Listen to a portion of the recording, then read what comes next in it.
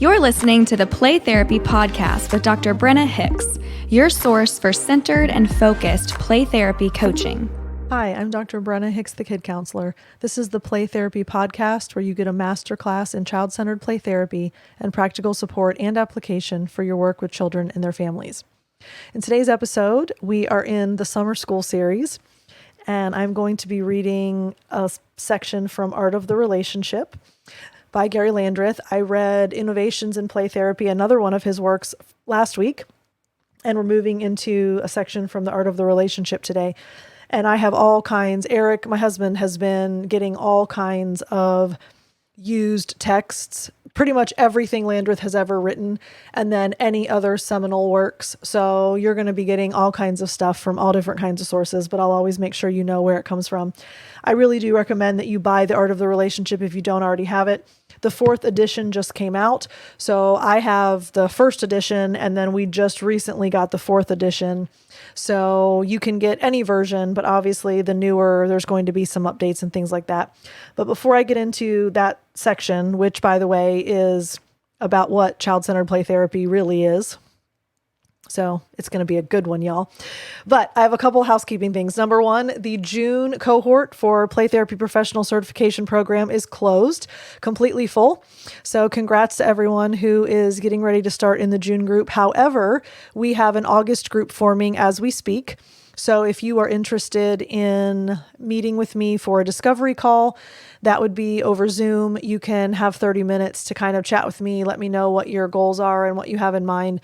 And we'll make sure that the Play Therapy Professional Certification Program is right for you. We are actively forming groups for the August cohorts. So just wanted to let you know, if you wanted to do June and you missed out, don't worry. You just have to wait a couple months and you can start in August. So please reach out if you are interested in that. Playtherapypro.com is where you'll find out about that. Also, as you know, I have been reading a few transformation stories here and there, and I wanted to read another transformation story before we get into the summer school series. This, interestingly, I've had 2 Gabbies in a row reach out. So I had Gabby from South Africa. Now I have Gabby from New Zealand.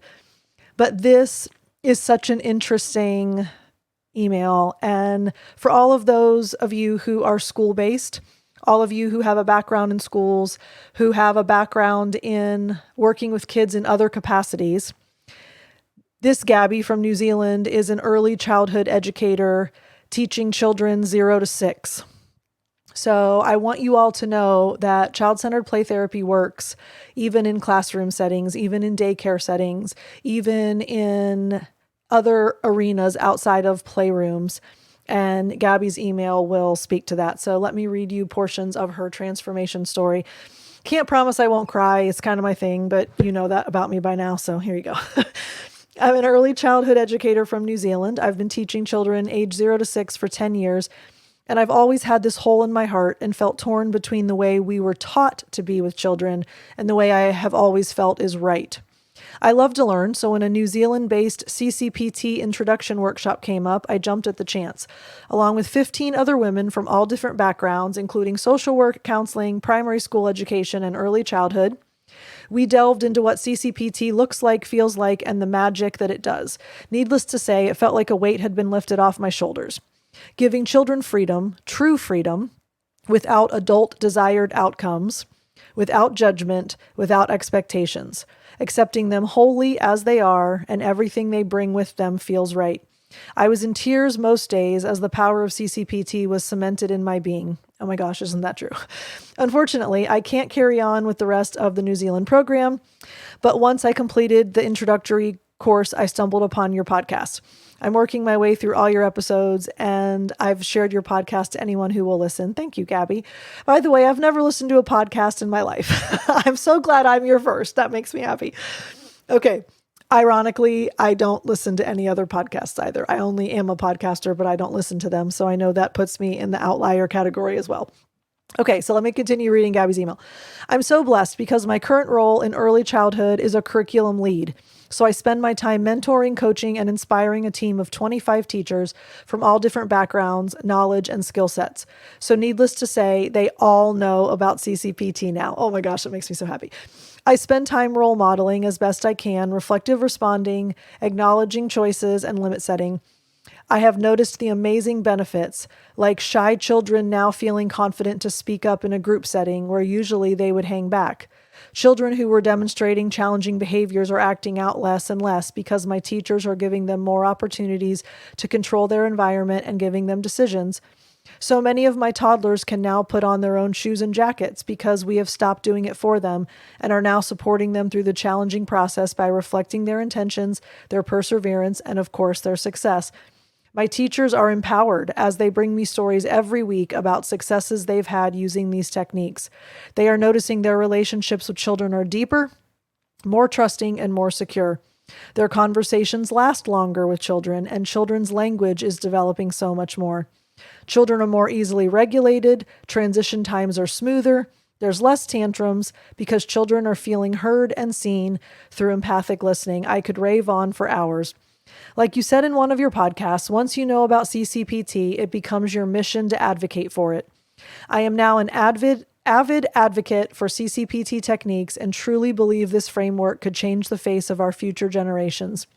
If we work on growing happy, content, self-aware, regulated, empowered children now, they will grow into the most amazing generation of adults who know and accept themselves and others, are aware of their impact on the wider world, are empowered to change what they can, and then they can raise another generation of happy, content children.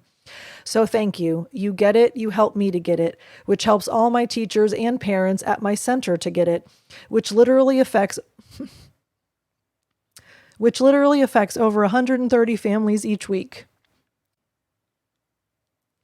My heart beats fast to think of uprooting my family to come and train with you. Come on, New Zealander. I'm happy to have you in Florida. What a dream that would be, but for now, I'll stay grateful I have the opportunity to share your work with as many people as I do right now. As the saying goes, even the smallest act of kindness, like a drop in the ocean, can make a significant impact. I may be just a small drop in the ocean, but I can already see the ripple effect. Thank you, or as we say in New Zealand, ngā mihi nui, I think. Sorry if I botched that, Gabby. And then I wanted to read you a little bit of a follow-up because she and I had a little bit of an exchange, and I want to share one final thing, part of her transformation story. I've been, quote, on the floor in my center this week working with 2 to 3-year-olds, and I've loved every minute. I've gone from feeling burned out in my sector to inspired and renewed with my new knowledge of CCPT. Listen to this, y'all. At first, I was worried about how I could implement the techniques and principles in a group setting. But when I saw instant change when interacting with one child, my confidence grew, and now I'm acknowledging, reflective responding, empathic listening with groups of toddlers, which is usually utter chaos. My teachers are soaking up everything I'm role modeling, and I kind of feel like they're superheroes because the children are just so much more content, responsive, and calm due to the simple way my teachers and I are being with them. Thank you for inspiring this group of very tired, stressed, burned out teachers to a new way of being that has renewed our love of being with children. Oh my goodness. And really, no matter the setting, no matter the environment, no matter whether we're in a playroom or not, it's about loving being with children. And it's about being with them. It's about being child-centered. It's not about doing child-centered. It's about being child-centered. And Gabby and your team, thank you for working so hard. Thank you for implementing CCPT. Gabby, thank you for the email. Thank you for letting all of us know what an impact that has had in a setting that's not a counseling setting. You know, most of us are clinicians that work in the counseling field, the therapy field. So what an incredible thing to know that it's working in schools. And I have actually quite a few practitioners that have trained with me that their goal is to actually bring on teachers to their practice. So they're doing the play therapy side of CCPT, and they want to bring on teachers because one of the struggles that we have as clinicians is that often the teachers are acting so differently toward children, and there's a disconnect. So Gabby, and to your team, all of you in New Zealand, from all of us, Ngā mihi nui, if I'm saying that right, thank you from us. Thank you for working so hard to love on kids. It makes our job easier, it makes your job easier, and it makes the world a better place. And y'all, CCPT is incredible. It's just incredible. It makes me so, so happy. All right. So speaking of being CCPT, that's the perfect segue, because that's what we're going to talk about today from Art of the Relationship. And I'm going to read a couple of small sections out of chapter 5 in the book. And this is Dr. Landreth's approach to what child-centered play therapy truly is. And I'm going to share some thoughts after I read some portions, but let's just digest this for a bit, because I think especially on the heels of that transformation story email, this will just totally sink in and we can just kind of sit in the pocket of this. So I'm reading from the book now. Child-centered play therapy is an approach that must be internalized and lived out. Internalized and lived out. Not just talked about or known about. The CCPT approach is an encompassing philosophy for living one's life in relationships with children. Not a cloak of techniques the play therapist puts on upon entering the playroom and takes off when leaving, but a philosophy resulting in attitudes and behaviors for living one's life in relationships with children. Gosh, that's so powerful. It is a way of being based on an intentional commitment to certain beliefs about children and their innate capacity to strive toward growth and maturity. Child-centered play therapy is a complete therapeutic system, not just the application of a few rapport-building techniques, and is based on a deep and abiding belief in the capacity and resiliency of children to be constructively self-directing. Okay, so I'm going to share a little bit more from the book in a minute, but what I want to take a second to focus on here, I think where CCPT has been misunderstood and misused and misguided and diluted and all the things that we talk about and all the things that we lament, it's not about a skill set. It's not about walking into a playroom and flipping the switch and all of a sudden we're child-centered. And then as soon as we walk out of the playroom, we can flip the switch again and we're back to being whoever we were before. It is an encompassing philosophy for living life in relationships with children. And therefore, it's an encompassing philosophy for living one's life in relationships with humans. The more CCPT you become, notice that I said it's not the more CCPT you do. The more CCPT you become, the more it influences every single interaction you have for the rest of your life. It changes your marriage, changes your parenting, it changes your friendships, it changes your conversations, it changes your understanding of communication, it changes the way that you perceive things, because you are child-centered. You are CCPT. You don't do it. You don't practice it. You don't know it. You don't learn about it. You don't talk about it. You are CCPT. That can't be lost or forgotten in the dilution of CCPT or the misunderstanding of CCPT. Let me continue reading. The child-centered play therapist trusts the child's innate, inner directional, constructive, forward-moving, creative, self-healing movement toward growth. Let me say that again. I love it. The child-centered play therapist trusts the child's innate, inner directional, constructive, forward-moving, creative, self-healing movement toward growth. When this philosophical belief is lived out with children in the playroom, they are empowered and their developmental capabilities are released for self-exploration and self-discovery, resulting in constructive change. All right, and then here's the last part that I'm going to read from this section of Chapter 5. The CCPT therapist is concerned with developing the kind of relationship that facilitates inner emotional growth and children's belief in themselves.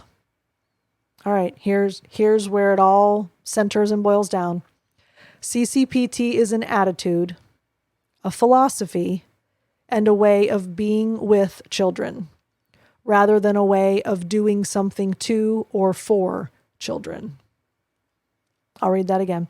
CCPT is an attitude, a philosophy, and a way of being with children rather than a way of doing something to or for children. Being with requires seeing and experiencing what the child sees and experiences, achieving the child's frame of reference, contentment with not knowing, patience, and understanding a child's emotional struggle. So when we think about our work, when we think about being a child-centered play therapist, when we think about all of the energy and time and effort that we're pouring into being the best child-centered play therapist that we can be, please do not let yourself get caught up in the skills.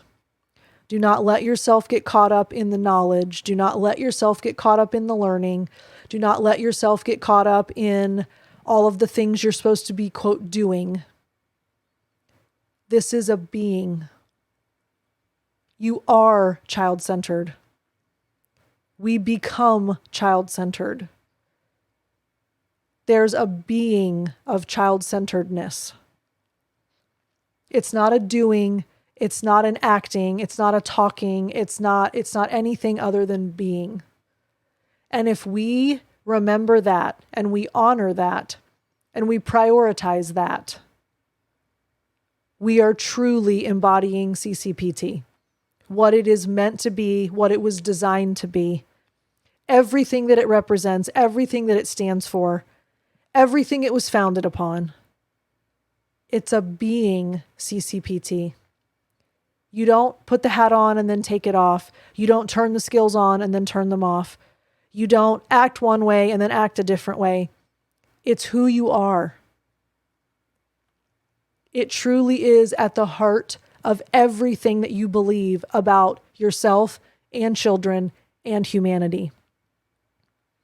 So let us not get so caught up in everything that we need to do to improve our skills that we lose sight of the fact that it's just a being. It's the relationship and it's the being that makes child-centered child-centered. I hope that encourages you. Hope it grounds you back to where you need to be.